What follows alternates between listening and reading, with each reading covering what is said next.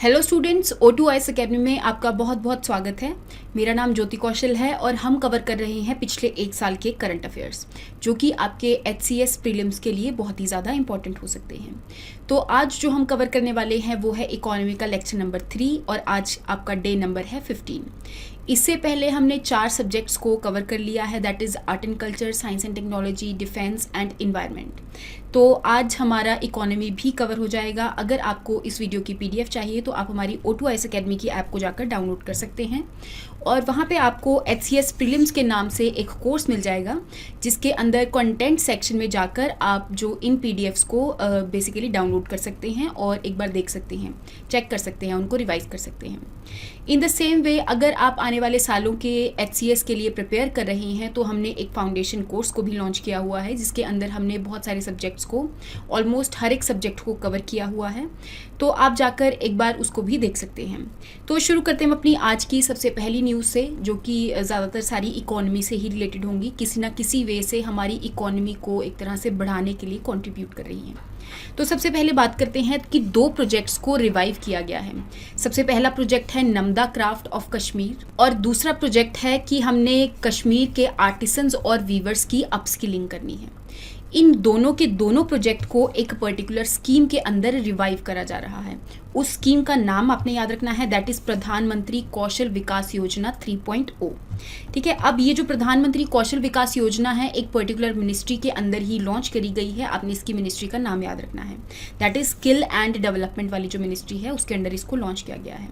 एक बार बात कर लेते हैं नमदा क्राफ्ट के बारे में। तो बेसिकली जो कश्मीर वाला रीजन है वहाँ पे एक पर्टिकुलर क्राफ्ट जो है उसको बनाया जाता था, जिसके अंदर ये जो रगेड मैट्स जो आपको दिख रहे हैं इनको बनाया जाता था। और ये जो नमदा रग है वो एक पर्टिकुलरली शीप से मिलती है, जिसके वूल से इस नमदा रग को बनाया जाता है। यूजुअली देखा जाए तो बेसिकली जब रग बनाने के लिए या फिर जो शीप का वूल है उसको रिमूव करने के लिए वीविंग करी जाती है, लेकिन यहाँ पे जो शीप है उसका वूल को एक तरह से रिमूव करने के लिए एक अलग ही टेक्निक को यूज़ किया जाता है, जिसको हम बोल देते हैं फेल्टिंग टेक्निक। फेल्टिंग टेक्निक के अंदर शीप के ऊपर जो वूल है उसको इस तरह से रिमूव किया जाता है जैसे कि यहाँ पे हीट को एक तरह से प्रोवाइड किया जाता है कि अल्टीमेटली वो खुद ब खुद ही जो वूल है वो रिमूव हो जाए। ठीक है, तो आपने याद रखना है कि नमदा क्राफ्ट जो है वो कौन से रीजन में फेमस है, कौन सी स्कीम के अंदर इसको लॉन्च किया गया है, कौन सी मिनिस्ट्री के अंदर आती है। ठीक है, ये सब चीज़ें आपने याद रखनी है। और इस बेसिकली स्कीम के अंदर कैसे रिवाइव करी जा रही हैं, तो यहाँ पे जो भी क्राफ्ट पर्सन है उनको ट्रेनिंग दी जाएगी अलग अलग बैचेस के अंदर। ठीक है, ताकि इस क्राफ्ट को एक तरह से रिवाइव किया जा सके। नेक्स्ट हम बात करते हैं रिवर सिटीज़ अलायंस के बारे में। तो रिसेंटली जो मिनिस्ट्री ऑफ जल शक्ति है उन्होंने एक अलायंस को लॉन्च किया है जिसका नाम है रिवर सिटीज़ अलायंस।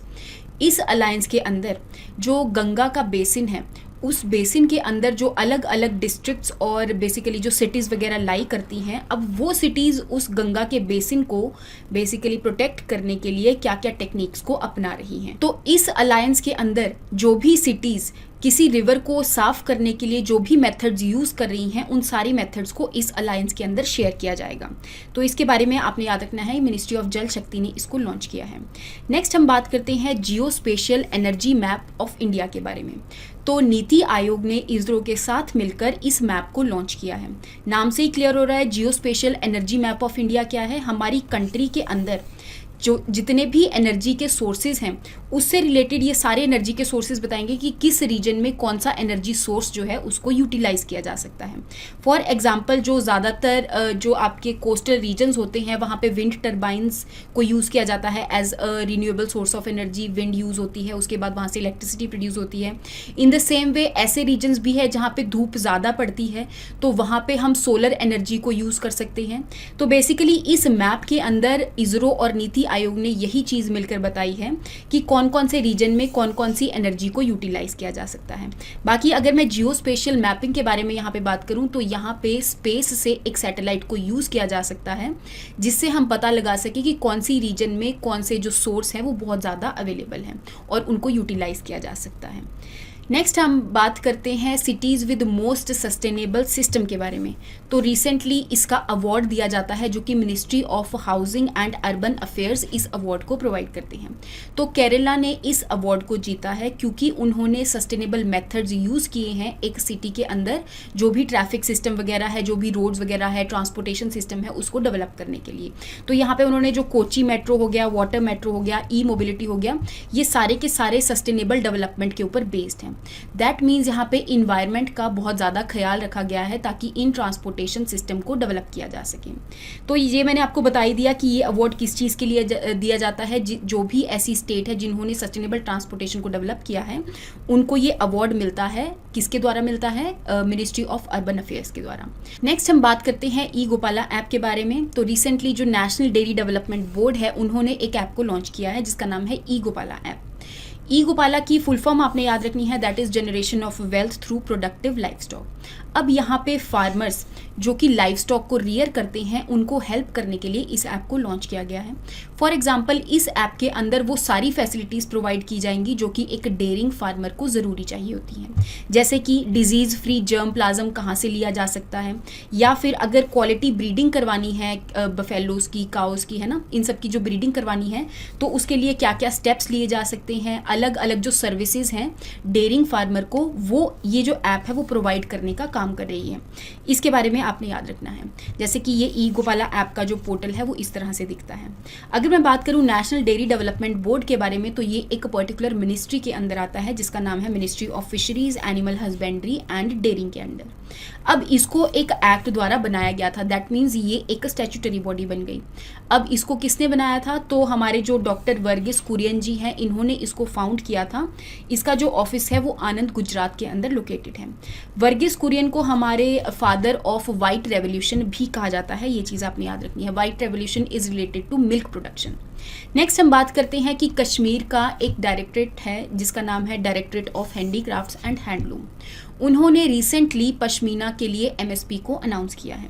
पश्मीना क्या है? यहाँ पे एक शीप है बेसिकली, वहाँ से जो वूल निकलता है उसके एक पर्टिकुलर पश्मीना शॉल बनाई जाती है। पश्मीना को हम कश्मीरी वूल भी कह देते हैं और इसकी कुछ क्वालिटीज़ होती हैं, जैसे बहुत ज़्यादा थिक होती है इसकी वूल और इसके द्वारा बनाए गए जो शॉल्स वगैरह होते हैं उसके अंदर बहुत ज़्यादा वार्मथ होती है। अलग अलग कलर्स में ये वूल जो है वो देखने को मिलती है। अगर मैं बात करूँ एमएसपी के बारे में तो that is minimum support price. That means यहाँ पे जो फार्मर्स वगैरह हैं उनको हेल्प करने के लिए जो हमारी सरकार है वो इंटरफेयर करते हैं। कैसे इंटरफेयर करते हैं? मिनिमम सपोर्ट प्राइस को अनाउंस कर देते हैं कि इस प्राइस से नीचे आप वूल को नहीं बेच सकते, या फिर फार्मर से अगर आपने लेना है वूल तो यहाँ पे आप इस प्राइस से नीचे नहीं ले सकते हैं। उसको हम बोल देते हैं मिनिमम सपोर्ट प्राइस। नेक्स्ट हम बात करते हैं नेशनल स्टैटिस्टिकल ऑफिस ने एक सर्वे को लॉन्च किया है जिसका नाम है पीरियोडिक लेबर फोर्स सर्वे। अगर मैं बात करूं पीएलएफएस के बारे में तो ये जो सर्वे है ये बताता है कि हमारी कंट्री के अंदर एम्प्लॉयमेंट और अनएम्प्लॉयमेंट रेट कितना है। अब जो नेशनल स्टैटिस्टिकल ऑफिस है वो एक पर्टिकुलर मिनिस्ट्री के अंदर आता है जिसका नाम है मॉस्पी मिनिस्ट्री। ठीक है, ये जो सर्वे है 2017 से इसको लॉन्च किया जा रहा है और इस सर्वे को भी एक पर्टिकुलर कमेटी द्वारा रेकमेंड किया था। तो पीएलएफएस जो सर्वे करवाया जाता है उसको एक कमेटी द्वारा रेकमेंड किया गया है जो कि एक पर्टिकुलर पर्सन द्वारा हेडेड थी जिनका नाम है अमिताभ कुंदू जी। तो इनके बारे में आपने याद रखना है। नेक्स्ट हम बात कर लेते हैं नेशनल स्टैटिस्टिकल ऑफिस के बारे में, जैसा कि मैंने आपको बताया जो कि मॉस्पी मिनिस्ट्री के अंदर आता है। मॉस्पी क्या है? हमारी स्टैटिस्टिक्स एंड प्रोग्राम इंप्लीमेंटेशन से रिलेटेड मिनिस्ट्री है। अब ये मिनिस्ट्री करती क्या है? हमारी कंट्री के अंदर जितना भी डाटा है उसको कलेक्ट करती है और जो रॉ डाटा है उससे रिलेटेड जो भी इंफॉर्मेशन वो डिराइव कर सकते हैं वो सारी की सारी इंफॉर्मेशन डिराइव करके सरकार को प्रोवाइड करती है ताकि ये सारी की सारी जो इंफॉर्मेशन है जितनी भी स्कीम्स वगैरह लॉन्च हो रही हैं उनके लिए यूटिलाइज करी जा सके। नेक्स्ट हम बात करते हैं कि अनएम्प्लॉयमेंट और एम्प्लॉयमेंट के ऊपर एक तरह से निकाला जाता है सर्वे यहाँ पे, जो कि कौन निकालता है? CMIE, that is a centre for monitoring Indian economy. तो ये एक ऐसी बिजनेस कंपनी है जो कि 1976 में बनाई गई थी और ये बेसिकली हमारी कंट्री के अंदर अलग अलग चीज़ों से रिलेटेड डाटा जो है वो प्रोवाइड करती हैं ताकि इस डाटा को भी सरकार द्वारा यूज़ किया जा सके और अलग अलग स्कीम्स को टारगेट करने के लिए यूज़ किया जा सके। अगर मैं बात करूँ इस रेट के बारे में जो कि ये बताते हैं कि Indian force labour participation rate के बारे में ये बताते हैं, तो इन्होंने रिसेंटली ये बोला है कि 2017 के मुकाबले जो Indian labour force participation rate है वो डिक्रीज कर गया है। कितना हो गया है अब? 40%। लेकिन 2017 में ये कितना था? 47%। अगर मैं बात करूं लेबर फोर्स पार्टिसिपेशन के बारे में, इस रेट के बारे में बात करूं, तो यहाँ पे एक जो लेबर फोर्स होती है वो एक पर्टिकुलर एज ग्रुप के ही मेंबर्स होते हैं। जैसे कि उन्होंने लेबर फोर्स को डिफाइन किया है कि अगर कोई भी पर्सन 15 साल से अबव का हो, 15 साल का हो या फिर 15 साल से अबव का हो, या तो एम्प्लॉयड होना चाहिए या फिर वो अनएम्प्लॉयड होना चाहिए और कोई ना कोई जो जॉब है उसको ढूंढ रहा होना चाहिए। ठीक है, तो इन दोनों कैटेगरी के जो पर्सन्स हैं उनको लेबर फोर्स पार्टिसिपेशन के अंदर इंक्लूड कर दिया जाता है, तो उसके अकॉर्डिंग ही इस रेट को निकाला जाता है।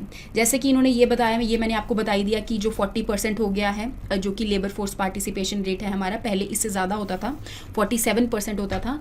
और यहाँ पे इन्होंने एम्प्लॉयमेंट रेट को भी बताया कि रिसेंटली कितना हो गया? 37% हो गया।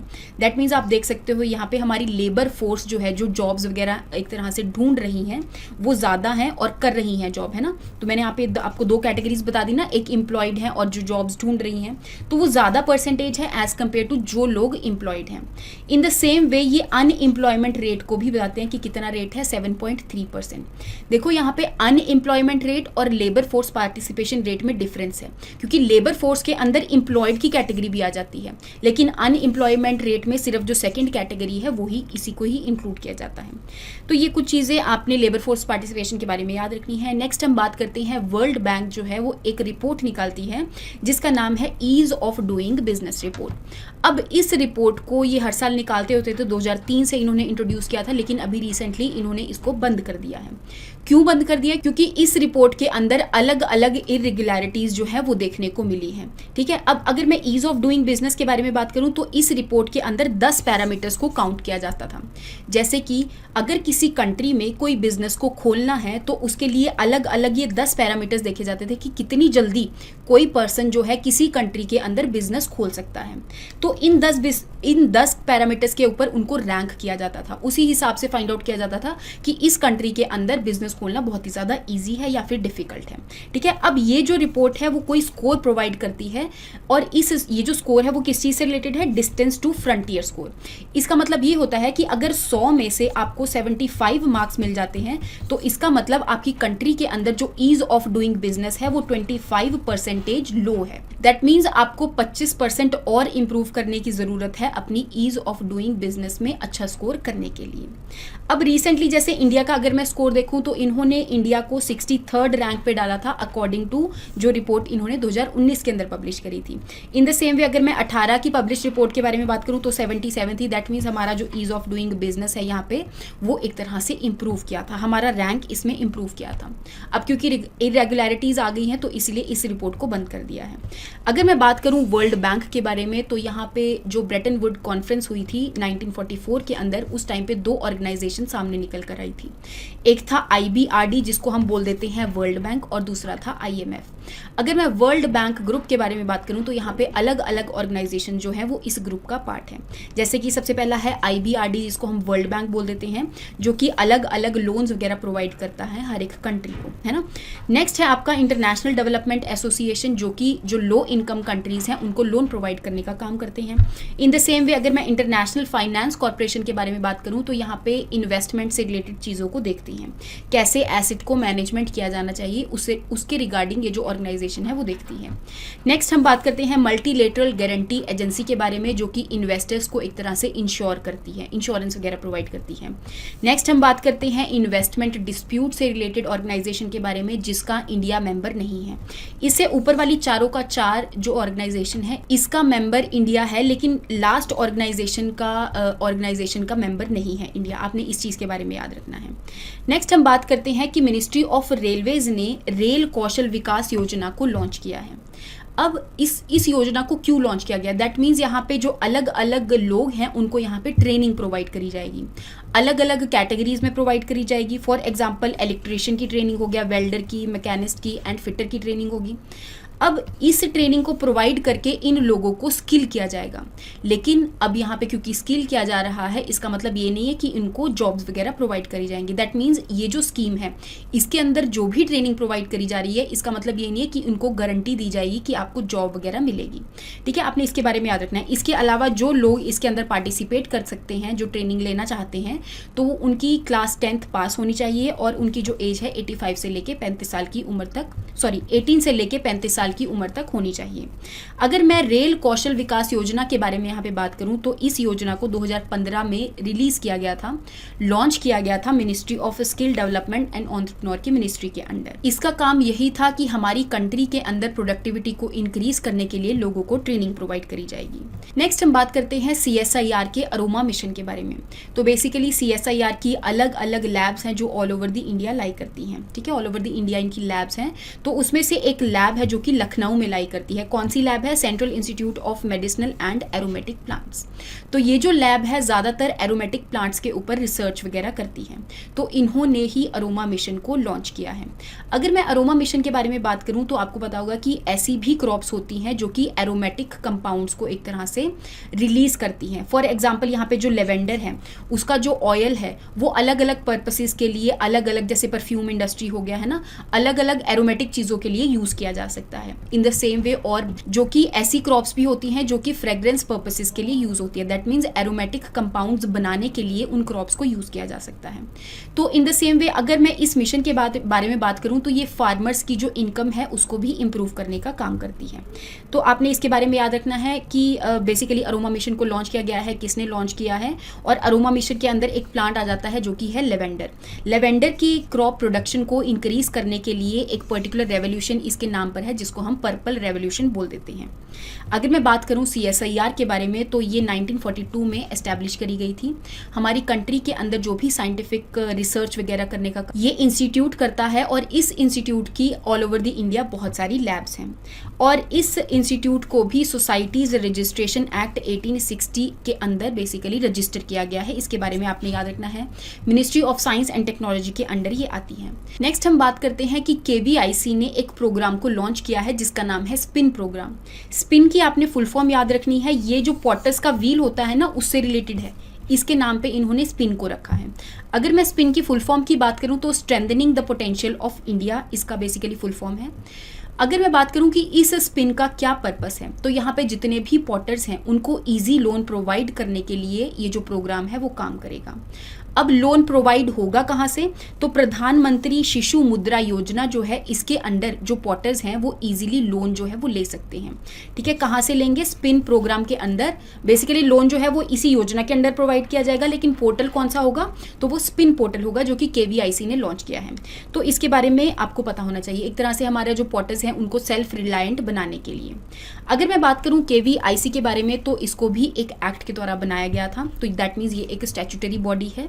KVIC का मतलब यहाँ पे ये है khadi and village industries commission. ठीक है, तो इस एक्ट को इसलिए बनाया गया था ताकि हमारी जो कंट्री का पोटेंशियल है जो कि ज़्यादातर विलेजेस के अंदर है उनके पोटेंशियल को इन्हांस करने के लिए ये ऑर्गेनाइजेशन काम करती है। ये जो ऑर्गेनाइजेशन है वो एक पर्टिकुलर मिनिस्ट्री के अंदर आती है जिसको हम बोल देते हैं MSME मिनिस्ट्री। अगर मैं बात करूँ प्रधानमंत्री मुद्रा योजना के बारे में तो यहाँ पे अलग अलग कैटेगरीज बनाई गई हैं जिसके अंदर जो अलग अलग बिजनेसमैन हैं, छोटे बिजनेसमैन हैं, वो यहाँ पर ईजी लोन ले सकते हैं। अगर मैं बात करूं शिशु कैटेगरी के बारे में यहाँ पे जिन लोगों ने 50,000 तक का लोन लेना है तो उनको इस कैटेगरी में प्रोवाइड किया जाता है। इन द सेम वे अगर मैं किशोर कैटेगरी की लिमिट की बात करूं तो 50,000 से लेके 5 तक का लोन जो है यहाँ पर अवेल किया जा सकता है। अगर मैं तरुण कैटेगरी की बात करूं तो 5 लाख से लेके 10 लाख तक का जो लोन है यहाँ पे बिजनेसमैन जो है वो ले सकते हैं। जो छोटे छोटे बिजनेसमैन बेसिकली उनको कम लोन चाहिए होता है ना। नेक्स्ट हम बात करते हैं कि आंध्र प्रदेश के अंदर जो लार्जेस्ट सोलर फ्लोटिंग पावर है उसको बनाया जा रहा है, उसको अभी कमीशन किया गया है। तो आंध्र प्रदेश के कौन से रीजन में कमीशन किया गया है? आपने याद रखना है, सिमहाद्री वाले रीजन में इसको कमीशन किया गया है। अगर मैं बात करूं फ्लोटिंग सोलर पावर प्लांट के बारे में तो यहाँ पे जो वाटर की बॉडी होती है, मतलब वाटर सरफेस होता है, वहाँ पे सोलर पैनल्स को लगा दिया जाता है ताकि जो सन की एनर्जी है उसको एक तरह से इलेक्ट्रिकल एनर्जी में कन्वर्ट किया जा सके इन पैनल्स के द्वारा, क्योंकि आपको पता ही है कि जो पैनल्स होते हैं वो सोलर एनर्जी को इलेक्ट्रिक एनर्जी में कन्वर्ट करते हैं। तो आपने याद रखना है आंध्र प्रदेश में इसको कमीशन किया गया है। नेक्स्ट हम बात करते हैं ई श्रम पोर्टल के बारे में, जो कि एक पर्टिकुलर मिनिस्ट्री ने लॉन्च किया था। मिनिस्ट्री ऑफ लेबर एम्प्लॉयमेंट ने इसको लॉन्च किया गया था। इस पोर्टल को इसलिए लॉन्च किया गया था क्योंकि हमारी कंट्री के अंदर ऐसे बहुत सारा लेबर फोर्स है जो कि अनऑर्गेनाइज सेक्टर के अंदर काम करते हैं। अनऑर्गेनाइज सेक्टर का मतलब यहाँ पर ये है कि उन लोगों को अपनी जॉब की सिक्योरिटी नहीं होती। आज वो काम पर जाते हैं तो अगले दिन उनको नहीं पता होता कि हमें कहाँ पर मिलने वाला है। अब इस श्रम पोर्टल को इसलिए लॉन्च किया गया है ताकि जितने भी लोग अनऑर्गेनाइज सेक्टर में काम कर रहे हैं वो इस पोर्टल पर आकर रजिस्टर करें। जब वो इस पोर्टल पर आकर रजिस्टर करेंगे तो उनको एक 12 डिजिट यूनिक नंबर प्रोवाइड किया जाएगा। इससे होगा क्या, बेसिकली हमारी जो सरकार है उनको अनऑर्गेनाइज सेक्टर में जो भी लोग काम कर रहे हैं उनके रिगार्डिंग इन्फॉर्मेशन मिलेगी। अगर उनके रिगार्डिंग इन्फॉर्मेशन मिलेगी तो हमारी जो सरकार है उनको टारगेट करने के लिए यहाँ पे पर्टिकुलर स्कीम्स को लॉन्च कर सकती है। अब इस पोर्टल के ऊपर अनऑर्गेनाइज्ड वर्कर्स को यहाँ पे कुछ बेनिफिट्स भी प्रोवाइड करे गए हैं। जैसे उनको ये बोला है कि अगर पार्शियल डिसेबिलिटी होती है तो उनको 1 लाख तक की यहाँ पे इंश्योरेंस प्रोवाइड करी जाएगी।